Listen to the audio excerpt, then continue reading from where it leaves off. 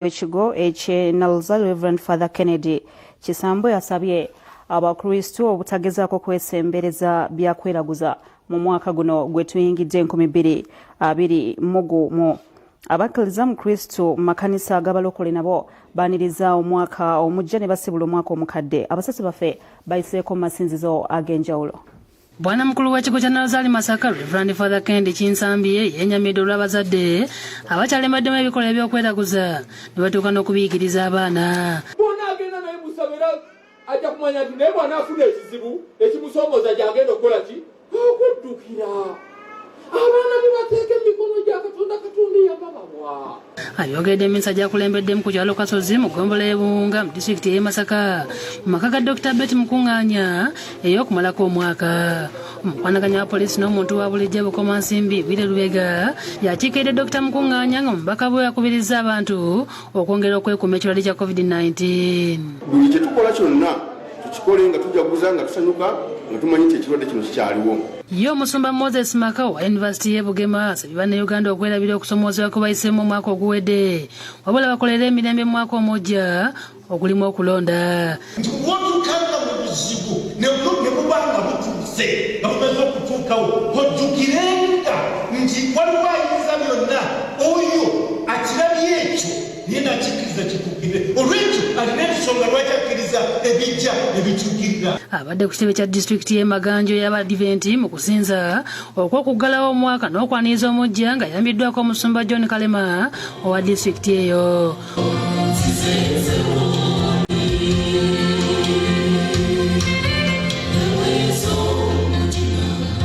Omusumba Kalema akubiriza bannayuganda okwongeramu amaanyi mu kwetangira ekirwadde kya COVID-19. Kale tukusaba okutandika omwaka guno omupya weeyongera okubeera nga ebbanga lyonna n'otuyambanga okutuukiza n'okukulembeza. Ate omusumba Christopher Lubega asumbye ekkanisa ya Love Works Salama asabye bannayuganda okwetaba mu kulonda omwezi guno n'asaba kubeere kwa mirembe.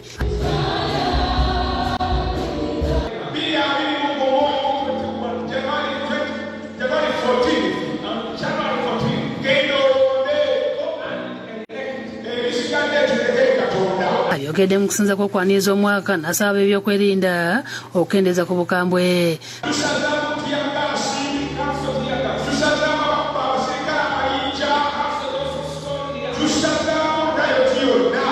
Oluvannyuma basaze keeki eyaniriza omwaka eyaweereddwayo Frederick Simbwa ng'ajaguza emyaka 71. Ye omusumba Sam Kisembo w'ekkanisa ya Mutungo Kigo Presbyterian Church ku luguudo lw'Entebbe akulembeddemu okusinza okw'okumalako omwaka nga kutandise na kukola bya nnyimba ezitendereza omutonzi.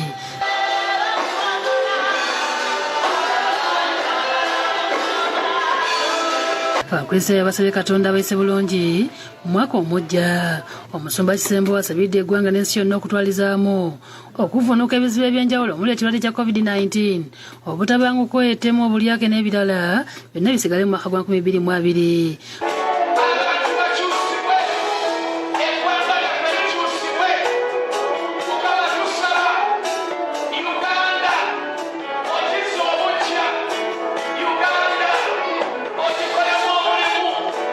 Asabidde bannayuganda okuyita obulungi mu kaseera ak'okulonda akatadde abantu bonna ku bunkenke. Tusaba eggwanga lyaffe 2021 gubeere omwaka ogw'emirembe, tuyite mu kulonda kuno n'emirembe, tulonde abakulembeze baffe. Ate katulabe emboozi yaffe eya Ssaabasumba w'Embaara Rambate balina omugisha akulembeddemu Mmisa eyaniriza omwaka ku Lutikko ey'Ennyamitanga. Mmisa eyingira omwaka gwa 2021 ku Lutikko Ennyamitanga ekulembeddwamu Ssaabasumba w'essaza ekkulu ery'Embaara Rambate balina omugisha munajjukiza bannayuganda obutasaagira mu kirwadde kya COVID-19 kubanga kyongedde okusaasaana.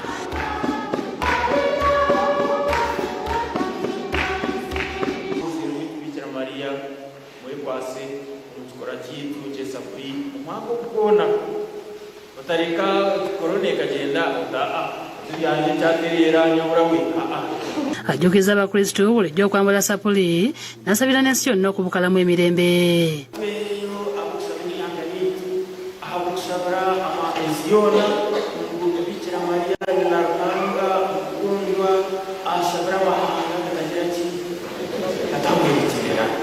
y'omusumba w'essaza lya Lugazi Christopher Kakoza asabidde emirembe okubukala mu ggwanga Uganda okusobozesa ensi eno okuyita obulungi mu biseera eby'omu maaso.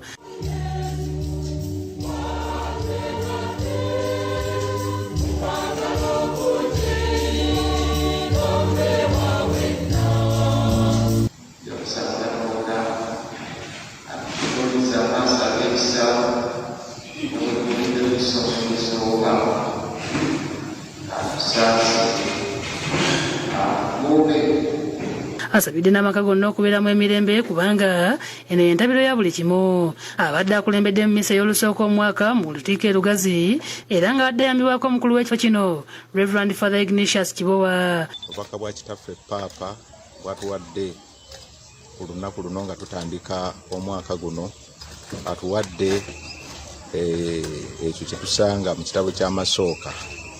Aberi ne Kayini bamubuuza nti muganda wo ali luddawa, yaddamu nti nze mukuumi we.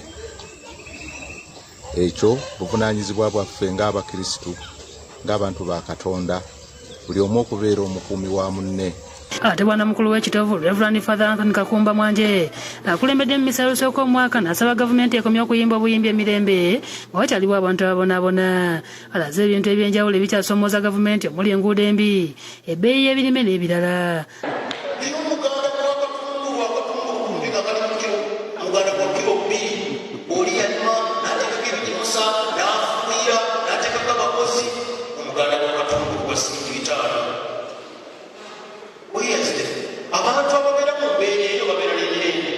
Agamba nti embeera entandise okutamya bannansi yaabwe ssaako na lipoota ez'ekibogwe ezize zifulumizibwa. Nsaba tubeere bagumu, tetuggwaamu ssuubi era tusigale nga Katonda yakutte omumuli waffe, obulamu bwaffe. Okusaba kwetabyeko n'omubaka omukyalo w'e Masaka Mary Babirye Kabanda alaze okutya olw'obukongo obwaleeteddwa akakiiko k'ebyokulonda e Masaka. Ebitundu ebisinga butuuse ne fooni e Masaka ewaffe butuuse ku byalo, fooni ewaffe e Masaka bukyali kugombolola. Abantu kibakaluubirira nnyo okuva mu byalo ebyenjawulo agende kugombola engendo mpanvu. Ate bo abakkiriza mu Kristo makanisa g'abalokole baaniriza omwaka omujje ne basibula omwaka omukadde. Abasasi baffe babaddeyo. Abalokole ku kanisa ya The New Kabowa Redeemed Church of Christ nga bakulembeddwamu omusumba Elijah Kintu baaniriza omwaka omujja wakati okutendereza. Asibye abantu okwongera okwekuuma ekirwadde kya COVID-19 ate babeere bakakkamu mu kulonda ku mwaka guno.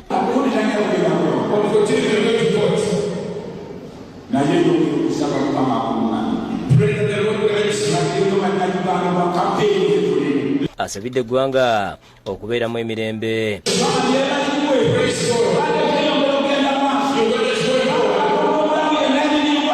Kwaya ez'enjawulo zimbye ennyimba.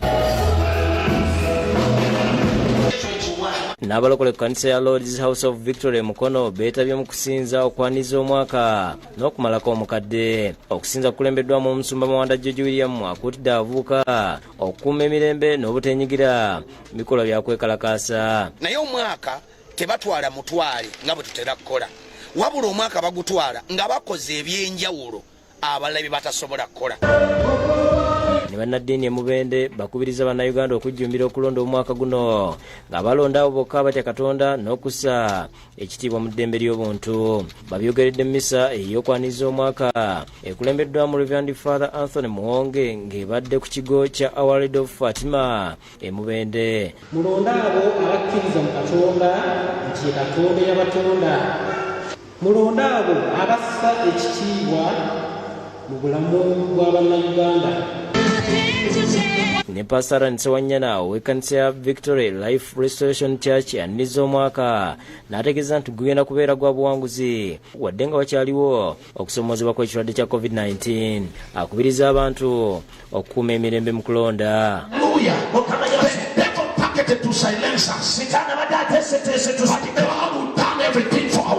Ate omusumba Sam Matovu w'ekkanisa ya Joy Christian Church Mengo akulembeddemu okusinza okwaniza omwaka n'asabira eggwanga okubukalamu emirembe nga tweteekera okulonda.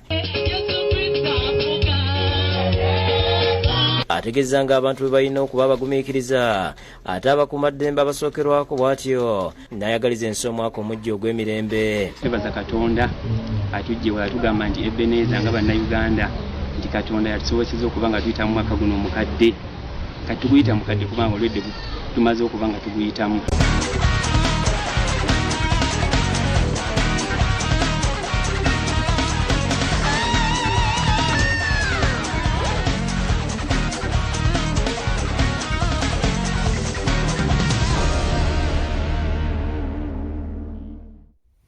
Kagava Musike ebyemizannyo yaliko omuzibizi wa Uganda Cranes Henry Kalungi ng'ayita mu kibiina kye ekya Kalungi Foundation ajjuukiridde abatuuze mu zooni y'e Kagugube ekisangibwa e Makerere.